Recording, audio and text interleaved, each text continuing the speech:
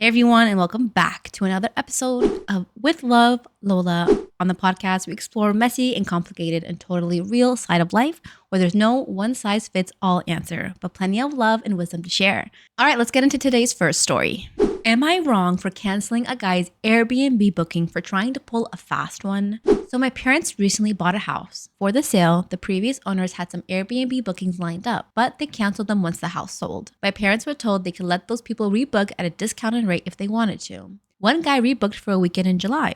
Everything seemed fine. Booked for 8 people, no big deal. Fast forward to a few weeks ago, and the guy messaged my mom asking, "Hey, can we park a truck with the pizza maker in the driveway?" Which was already a bit odd. She asked him to elaborate, and he says they're having a few people over for a welcome dinner and hired a company to come make pizzas. So my mom goes, "Okay, how many people are we talking?" This man says 100 to 120 people. Like, bro, for context, where we live, you need special permits to hold events like that, especially at a private residence. This is very much considered an event. So my mom tells him she's not okay with that, since he booked for only 8 people and clearly never mentioned throwing a whole party. And then this dude has the audacity to say, "Well, we already told everyone where to go and what time and everything. Can you give me a discount for the inconvenience?" Reminder, he's already staying at a discounted rate. My mom, obviously suspicious at this point, starts digging a bit and finds their wedding website. Turns out they're getting married that weekend. She's convinced they were planning to have the actual wedding at the house without ever mentioning it. So she canceled the reservation on the spot. Now he's mad at leaving angry messages, and a few family members are saying she should have just let it slide or tried to work something out since it was a special occasion. But like, who tries to sneak a wedding onto someone's property like that? So, am I the asshole for canceling the guy's booking when we found out he was trying to use our house as his wedding venue without telling us? Definitely not. Protecting your property and your business is your right.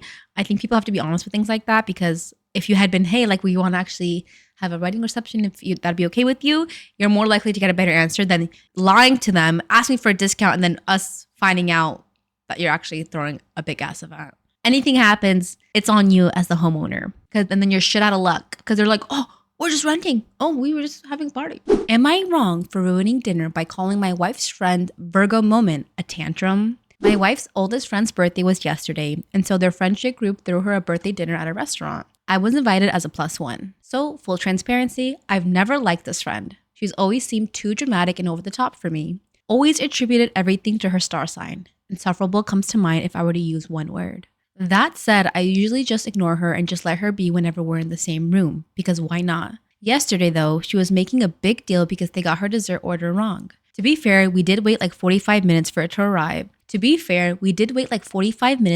arrive. So I get that, but she just kept complaining to the group and then stopped herself and said she was going to have a Virgo moment. Whatever the heck that means. And I said under my breath, but clearly too audibly, "You mean a tantrum?" She asked me to repeat myself, and the cat was clearly already out of the bag, so I did. She asked what I meant by that, and I explained that there's no such thing as a Virgo moment, just a grown person throwing a tantrum, which devolved into a young back and forth, ruined the mood, and us leaving early. I don't think calling it a tantrum was wrong, because it is one, but choosing to speak up at her birthday dinner probably is where I dropped the ball and messed up. I was calm throughout and didn't escalate things, but even then, it didn't have to be said because there was really no outcome where things would have worked out. Well, am I wrong?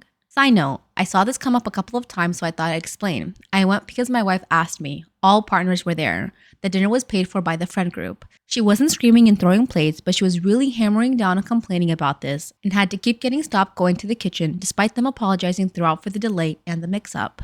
Here's the thing. If I do not like you, right, I am not going to go to the birthday party. I feel like that's extremely fake on your end. Even if your wife asked you to, if I don't enjoy their presence, I'd be like, "Hey, I really do not like this friend of yours. I'm not going to stop you from being friends with her, but please don't make me go because I'm not going to enjoy it. And why should I sacrifice myself for this person's birthday?" If it was your wife's birthday and she wanted to invite her, I get that. But why would you go to her birthday to celebrate her and you don't even like her? I think you're both wrong here in a sense. I think you're wrong for even bringing it up. You don't like her. Like, why even say anything? You knew everything she did was going to bother you. And she's wrong too for, riling herself up and trying to label what she was going to do a Virgo moment. So I get it. Am I wrong for following through on the prenup now that the tables have turned?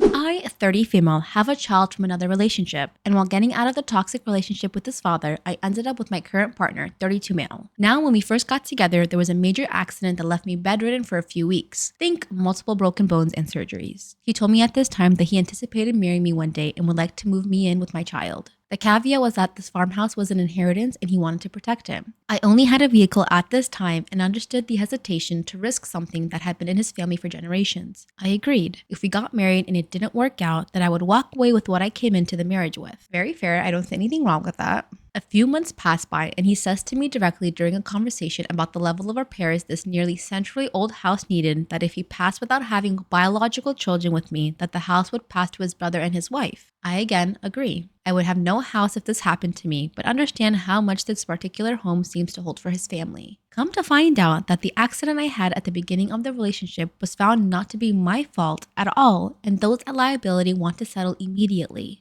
In the 6 figures. My lawyers have said that they are fairly confident we will win with the video evidence we have, and they're going to be going for the full insurance coverage amount of a few million. Meaning, after medical bills and lawyer fees and taxes, I'll be financially set for life if I buy a homestead and invest the rest. My partner has suddenly changed his tune and no longer wants us to have a prenup at our upcoming wedding. Oh, of course he doesn't. Oh my God, men love to talk about prenups and assets until the girl has more than you. Ugh.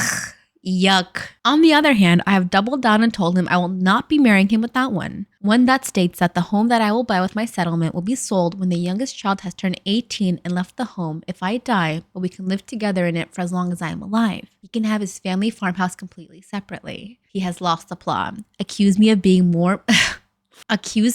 money hungry and it changing me. I told him this is to protect my children. I have seen how money after once passing in the family corrupts even the most pious of humans. Am I being the asshole here? No, absolutely. See, this is how I feel like God tests you, right? In the beginning of the relationship, he's like, hey, I want you to move in, but the farmhouse has to stay with me.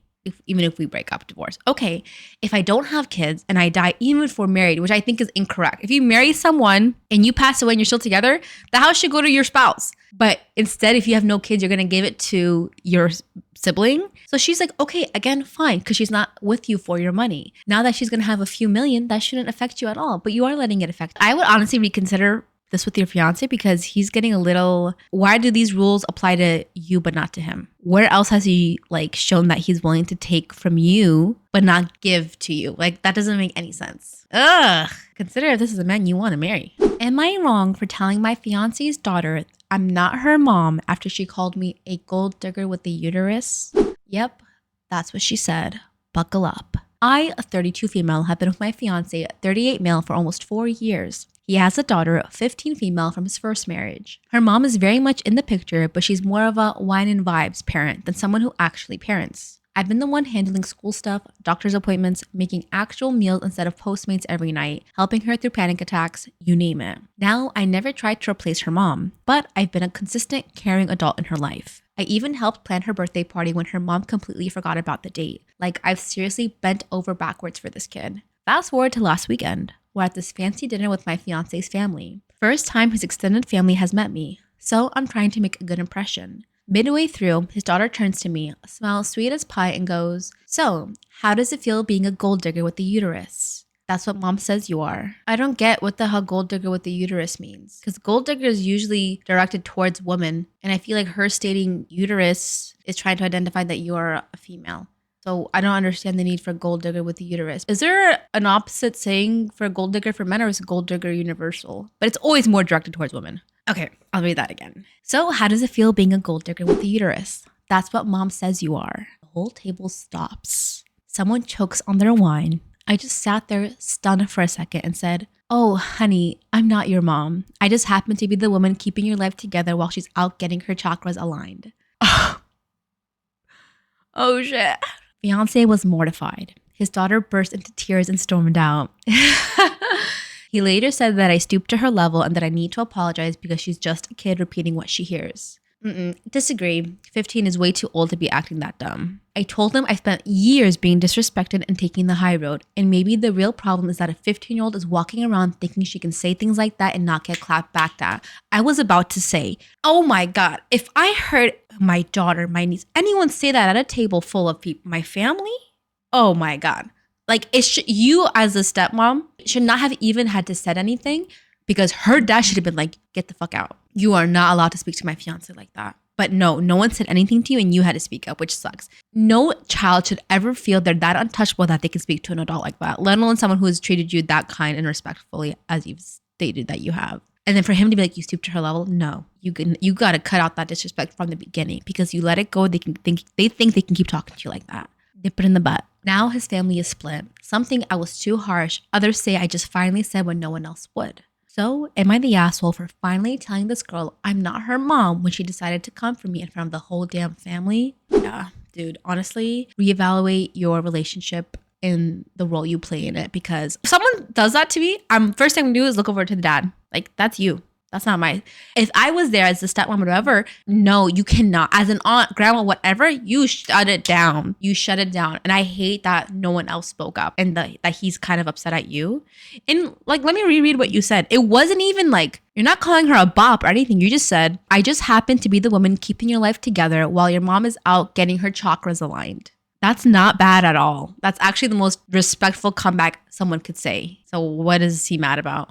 My mom threw away my boyfriend's ashes. I don't know how to even start. I'm a 29-year-old woman. My boyfriend of 5 years passed in a car accident in November. He died on his way to propose to me. He was cut off by another driver on the highway and his car flipped. He died later in the hospital. When I found out he was going to propose and was on his way to me, I felt the most guilt I've ever felt in my entire life. It was the worst pain I've ever dealt with. My mother threw his ashes away 2 days ago when she house sat for me. I noticed them missing immediately and she denied it all for that time until today. I tore my apartment apart searching for his ashes. I cried, screamed, and broke things, searching, and felt the loss all over again. My mom confessed to me a few hours ago that she tossed them because I need to get over him already. She said the best thing for me to do is to get over the loss is to get rid of traces of him like she did my dad. She said as a mother, she was sick of seeing me cry and wants me to get better. My dad died when I was too young to remember him, and she doesn't talk about him. She handles her loss like he never existed. That is not what I was going to do. I never would have thrown away his ashes. If I wasn't exhausted from crying and tearing my place apart, I think I would have put her in the hospital. Oh my gosh. It's setting in again that my husband is never coming back. She threw his ashes away. I want the pain to be over already. It hurts so bad. His ashes were mine. It was my last physical piece of him. I can't put my pain into words. I'm still so deeply in love with him and he's gone. My last physical piece of him was thrown away. I was going to marry him. He was my soulmate. I'll never love again and I'll never forgive her. I blocked and deleted her number. I've been blocking every family member that's been trying to talk to me about it. I want him to comfort me, but he isn't here. I need him to help me through the pain. I just had to get this out somewhere. I wanted comfort, but now that I wrote it all out, I don't know if I'll read anything. I just needed to talk, even if it's talking to myself. Told myself I wouldn't read the comments, but I felt so lonely and I've been crying on and off ever since I posted. I didn't expect anyone to comment or see this, but I prayed at least one person would have left me a kind message. I can't thank any of you enough. I'll be calling about the trash to try and get him back. I don't know if it will work, but I can't help but get my hopes up. I'm desperate to have his ashes back. My mom and I will never be speaking again. I had a grief counselor a few months after his death, but I had stopped attending because it wasn't working. I'll try again someday, just not soon. I know that I need it.